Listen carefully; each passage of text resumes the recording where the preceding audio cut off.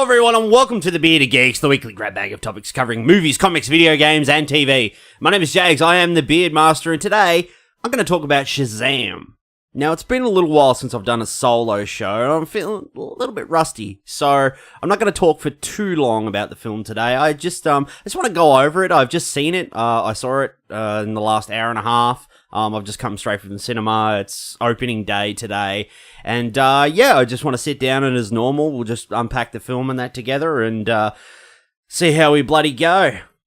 Now, for anyone who doesn't know, SHAZAM is the latest DC film in the string of DC films.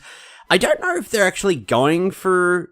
I know they said that the DCEU was never a thing. The DC Extended Universe was never a thing. But I don't know if they're still planning on, tying these together or interconnecting them in some way. They pay lip service to each other now. I think that's as far as they're going to go because they realize that they can't do what Marvel's done, so they'll just go back to doing what they've always done, but perhaps there's a little bit more interconnectivity there, just ever so slightly, just lip service to each other. And for anyone who doesn't know particularly about this film, SHAZAM is the story of Billy Batson, 14-year-old boy. He's a foster kid in the foster kid program, and he's bouncing around from home to home, and he comes across a wizard who passes on his magic and gives him the ability, when he says the word Shazam, to transform into an adult superhero, the perfect man, as they say. And it's really a coming of age story, to be honest. That's also a comedy. That's also a superhero movie. So there's a few different lines to walk there, but we're getting ahead of ourselves. First thing I will say about SHAZAM is that it's set in Philadelphia, which really helps ground the movie in a real-world place, because all the other DC films we've had so far, like in the last 5 or 8 years or whatever, beginning with Man of Steel, they're all set in fictionalized places, so Metropolis, Gotham City, Themyscira, Atlantis.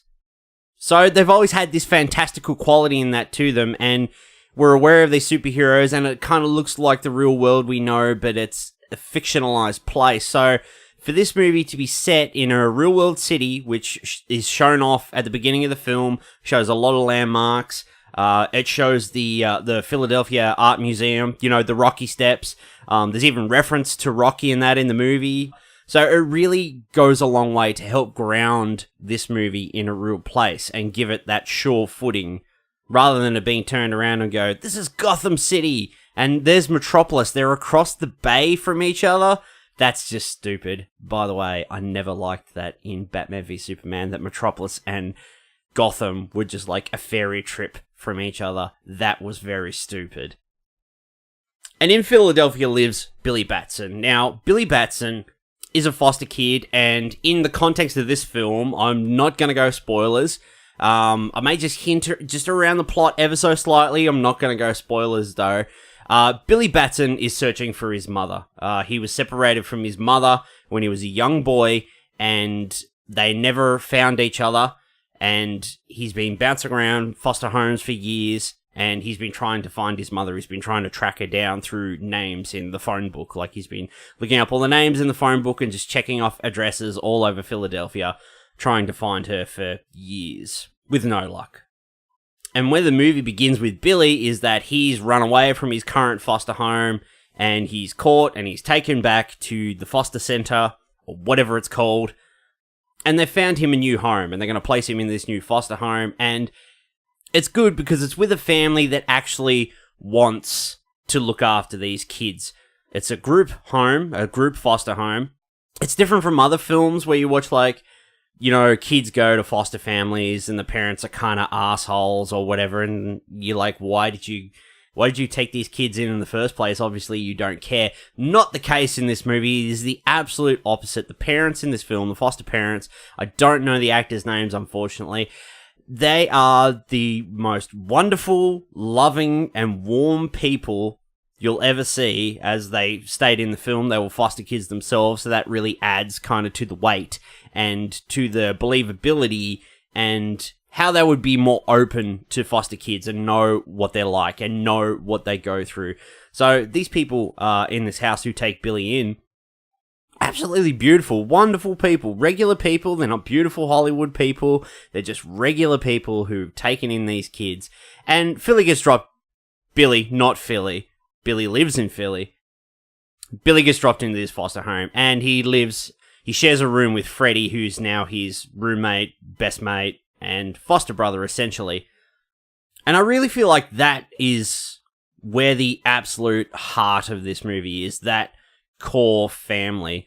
Those parents, those 4 other kids, I believe, 4 other foster kids, 5 other foster kids. There's a lot of them. They're all fantastic in their own right, especially Darla, the youngest child. She's absolutely gorgeous, absolute cutie. She's a scene stealer in everything she's in. You'll smile every time you see her. She's fantastic. I don't know who this little actress is, but she is awesome in this movie. She really is. Everybody gets a good bit of time to shine. I hear a lot of people giving Asher Angel, who plays Billy Batson, not a lot of credit in this movie. They feel like, it took, he's hard to warm up to. I didn't really get the character kind of in the beginning. But the way they kind of frame the character in that is he's pretty streetwise, he's pretty independent, he knows how to take care of himself, and his outlook on life is, you've always just got to look out for number one, you don't need family. And he's out there and he's searching for his mum, so he's very resistant to the whole foster family idea. The foster people and that, they keep putting him into these homes, but he doesn't particularly like it. He's out there trying to find his birth mother. And that's kind of his main focus at the beginning of the movie. And it does play out through the film, but as time goes on and he obviously acquires the powers of SHAZAM, the dynamic changes in his life, like with the new family. It gets a little bit lost in there, but the movie does find its way back to it at the end of the second act. So Billy is chosen by this wizard because the wizard, SHAZAM, played by Djimon Hounsou, is the last of the Council of Wizards. His power is weakening. He's losing his power over time, and he's been searching for a champion to take on his power and take up his mantle. But they have to be, they're very specific criteria. They have to be courageous and pure of heart and all these other things, and he's having a very hard time finding a champion. So when we get to the point in the film where he chooses Billy, he's kind of out of time, and Billy's his kind of last choice. He's like, look, I don't have any other choice, you're it. So hold my staff, say my name, and let my power flow through you. So when he does, this kid says the word SHAZAM. And you're wondering, that's probably a pretty hokey thing in that, but back in the comics, the character was originally called Captain Marvel. He's not called that anymore, obviously. Lost the rights to that name long time ago. I mean, this character's been around for 80 years. So the word SHAZAM, which transforms him at the time into Captain Marvel, but now it's just his superhero name, SHAZAM. SHAZAM breaks down to the wisdom of Solomon, the strength of Hercules, the stamina of Atlas, the power of Zeus, the courage of Achilles, and the speed of Mercury, which all adds up to SHAZAM. And when Billy says this word, he's transformed into an adult superhero. He's transformed into Zachary Levi. And Zachary Levi in this movie is fantastic. He's the best performance in the film. He really has that inner innocence, as people get older, they say, I'm still a kid at heart. And that is essentially what this character is, because he's a 14-year-old kid who's suddenly transformed into a superpowered adult. But on the inside, he's still a 14-year-old kid. So Zachary Levi really puts that across well, that he's essentially just a big kid at heart, and he doesn't know he's in this superpowered adult body, and it's all incredibly strange, but he's so funny and charming and sweet at times and compelling, and that's where it comes back to me saying that it's really a coming-of-age story, because it is about a kid who has had a lot of bad things happen to him in his life, and he's just trying to find his way back to his old life. So life's hardened him a bit, and becoming Shazam and this adult version of this godlike entity, the perfect man, like I said, is described in the film. He has to do a lot of growing up. And a lot of people made this, obviously, it's very hard not to, that this is pretty much the superhero version of Big, the very famous Tom Hanks film, where a young boy is transformed into a grown-up Tom Hanks. There is a nice little callback to that film in the toy store. There is a scene in the toy store with the piano, the keyboard on the floor. And it really is great. I can't, oversell Zachary Levi enough. I really felt like he was born to play this character. He was born to play a superhero. He just does it so well. He comes across so sweet. He's so nice. And I just really get that, he's that in real life. It all comes through. So the two of those actors combined, Asher Angel and Zachary Levi, they do a really good job playing this single character, but in two different forms. Like I said, the movie it's more of a comedy. It is a superhero movie, yes, but while I was watching it, I was like, this just feels like a comedy that's got superhero and action stuff in it. It's not too action heavy. I was a bit worried. Well, I wasn't worried. The thought just come to my mind when I was watching it. Obviously, there is a superpowered showdown toward the end, because Shazam can, he can fly, he's invulnerable, he's got super speed, he's got super strength, so he's essentially Superman with lightning. But, obviously there's going to be a big fisticuffs with the supervillain at the end of the movie, and I was like, I wonder how they're going to play this, because everybody complains so much about Man of Steel and the third act fight between Zod and Superman, just destroying Metropolis. I was like, I wonder how they're going to play it out here. And it definitely is on a smaller scale. They don't, nobody's knocking each other through buildings or anything like that. Somebody might get thrown into the pavement and, smash the concrete, but that's, as far as it goes. There's no knocking buildings over or anything like that. So there's no epic, grand, end of the world stakes in that. The stakes are much smaller in this film. And seeing as we're talking about supervillains, we better talk about Mark Strong, who plays Thaddeus Savannah, who is our antagonist in this movie. Now, I really like Mark Strong. I think he's a great actor. I really like him. I especially liked him. Some of my favorite things he's done in the last few years was the Kingsman films. I really loved him in the Kingsman films. And in this, he gets to play a supervillain in a DC movie, which he has done previously, which I'll get to in a minute. Dr. Savannah in this, he's pretty one note. He's pretty one-dimensional. He's kind of basic. He's a basic supervillain. He essentially just wants Shazam's power. There is a setup earlier in the film, at the beginning of the film, there is a setup for his character, backstory in that, which I thought dragged a little bit, honestly, at the opening of the film. But he does have a bit of setup, but then there's a massive time jump between where he was then and where he is now. And there's a big gap there, where you kind of just got to fill in the dots. But it's not too bad. It's not too bad at all.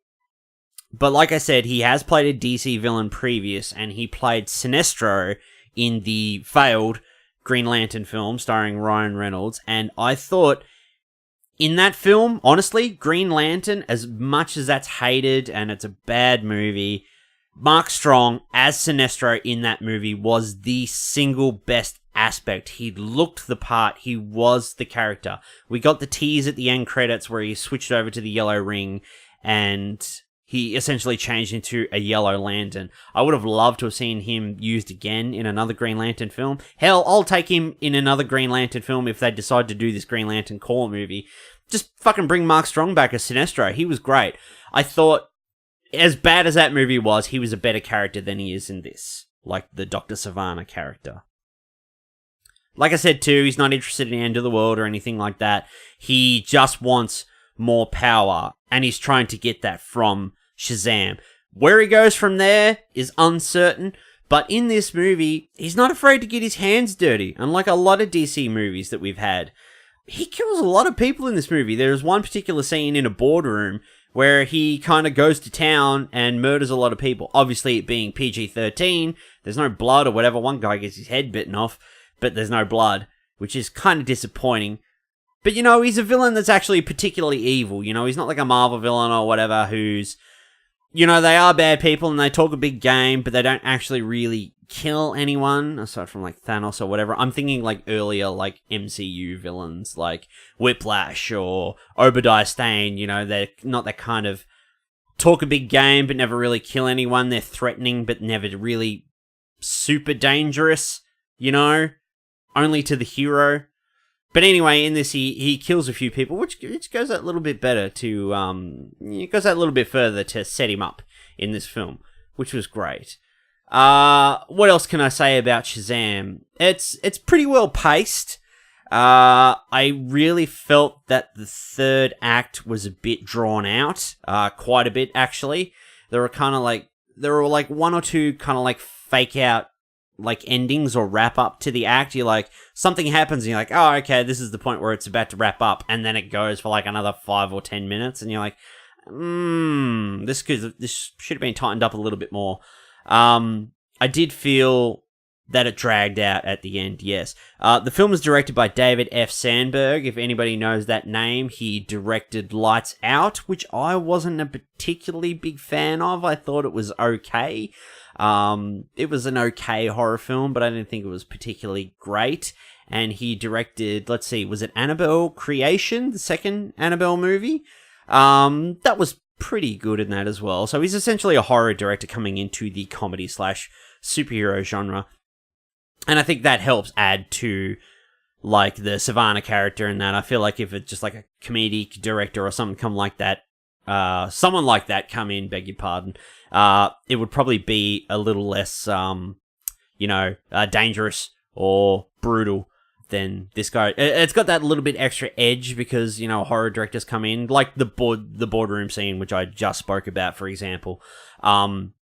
I feel like if a comedic director come in, that scene probably wouldn't have existed. Maybe there would have been something similar, but it wouldn't have been so obvious, you know? In saying that about the ending as well, I felt like the beginning, there's a couple of scenes at the beginning in the foster home, which I thought, some of the acting in it, I really felt like they were like first or second takes from some of the actors in that. I didn't feel like they were their best, like they didn't sell a lot of the lines in that correctly. And I felt the editing was just like a little bit off, like in the first foster home scene. There's a little bit of back and forward between a few of the characters in that, and it didn't feel paced very well, like edited very well, if you get my understanding. The average person probably wouldn't notice it or wouldn't mind it whatsoever. It just felt a little bit off to me. But the movie is pretty good. I mean, David F. Sandberg does a great job. The film looks great. It's very bright, especially SHAZAM's suit, obviously. You've got that bright red, crimson suit with the big lit lightning bolt on the front. Looks fantastic. He looks great in the suit. A lot of the comedy is great. I think the best scenes in the film are probably after the initial setup and where Billy becomes SHAZAM, and all the kind of training sequences and like testing your powers and testing your limits and that he does with Freddy, which is probably a lot of the best stuff of the film.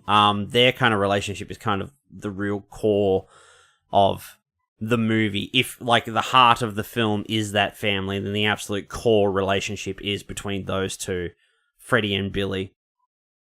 I did feel though the tone was probably a little bit off in the beginning. It's when Billy's hunting for his mum, it's very serious and it's a bit dour, and you know, it's a little bit depressing, and you know, the color palette isn't as nice. It's lots of grays and it's pretty dull and boring, and it feels like, you know, Sean Penn directed a few of these scenes or whatever. It feels like Mystic River, you know, Clint Eastwood's come in.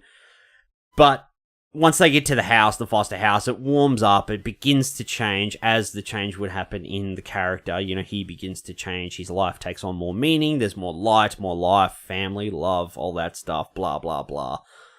But it just felt a little off because it jumps back between being serious, dour, hunt for my mother, I'm in a foster home, I'm not very happy, I've got to get back to my family, superhero stuff, bright, funny, fun, charming superhero stuff. Back to hunting for my mum. It's dour and that again here. Just let's slow the movie down. Oh, I'm a superhero again. Shazam! Lightning bolts out of my fingertips and all that shit. I really dug this movie. I dug it. I liked everyone in it. I thought Mark Strong was great. He did what he could with the role. I don't think Dr. Savannah was probably the best character he's ever played or the best supervillain that's ever existed. I still think the best supervillain in the current crop of DC movies we've had is probably General Zod, to be honest. I mean, he's this immigrant, from another planet who has lost everything, who's born to protect his people. He was a soldier and he couldn't do that. And what does that do to a man? And to have lost everything, I still think Zod is probably the best character in we'll say, DC EU. I'm doing air quotes at the moment. Yeah, I don't think Savannah is going to be a lasting character that people really remember. The actual focal point of this movie is Zachary Levi, and that's going to be the major takeaway that everyone remembers. Once they see the film, the foster family unit, absolutely. I really like this movie. It was light, it was fun, it was charming. It felt more realistic and grounded. There were some great Easter eggs in here. I won't actually say what they are. Or maybe one. You see Annabelle, because David F. Sandberg directed Annabelle Creation, so there's an Annabelle doll in a pawn shop. There's a couple of others. There's some nods and winks to other DC movies in there. And there was actually one Easter egg to The Mist as well, which I thought was very surprising. David F. Sandberg must be a fan of The Mist, and obviously he's a horror director, comes from a horror background, so obviously he's a horror fan. So I found that very surprising and also very awesome. I did appreciate that. I think any average Joe Blow who watches that will not get that reference, but I got it. I saw the Mist reference in this movie, and I thought it was fantastic. This movie's very aware of what it is. It's ever so slightly tongue-in-cheek. It's a bit campy. It's fun. Some performances are better than others. I really enjoyed the foster unit, the foster family unit. It was really the heart and soul of the film. The movie's kind of about parents and what kind of lessons and images and things that kids take from their parents, and then are the kids going to fall into the trap of becoming those parents, rebelling, becoming angry, or rising above and becoming more, making their own decisions? And that's kind of Billy and Savannah in this film. He has a tentative relationship with his father and elder brother, and in this, Billy is searching for his mum and this foster family unit that he's in. So essentially the movie's about family, really. And Shazam, in a way, Djimon Hounsou is also somewhat of a father to Billy, imparting his power onto him and essentially creating this alter ego that he has. I didn't talk about the visual effects. The visual effects were pretty good. There were a couple of scenes that were a bit hokey. There were some flight scenes and that, obvious, bluish green screen. It was pretty good. It was 80%. On the good to bad scale, so it was 80%, so it was pretty decent, but you could notice, you could notice it. Some of the CG was a little bit hokey, but for the most part, it was pretty good. I dug this film. I really want to see a sequel. I think they can build on this very well. I'm incredibly interested to see how Black Adam, which will eventually be played by The Rock, he's only been talking about it for 8 years or whatever, and Shazam finally come to blows. That's kind of what I'm hanging out for at this stage. There are 2 after-credit sequences, everyone. There's mid-credits and an end credits. We get lots of references in this movie to Wonder Woman, Batman, Aquaman, Superman. They exist in this world. They reference all those previous DCEU movies. Freddy wears a lot of logo shirts, Batman, Wonder Woman, Aquaman. And it's good. It's not, interconnected, overtly, but it pays enough lip service to these other movies that you're like, yep, okay, they exist in this world as well. They're all in the same world, but in this world we're in, it's bloody Philadelphia, baby. I dug this movie. I do want to see a sequel. Zachary Levi was fantastic. I really liked Asher Angel, actually. The kid who plays Freddy, the kid from It. I don't know his bloody name, but he was great too. I liked everyone in this movie. Mark Strong had not as much to do, but with what he had, he did a pretty decent job. But yeah, he's probably one of the weaker parts of the movie. A weak villain. Some of the tone is up and down. But for the most part, this is a great movie. I think this is probably the best.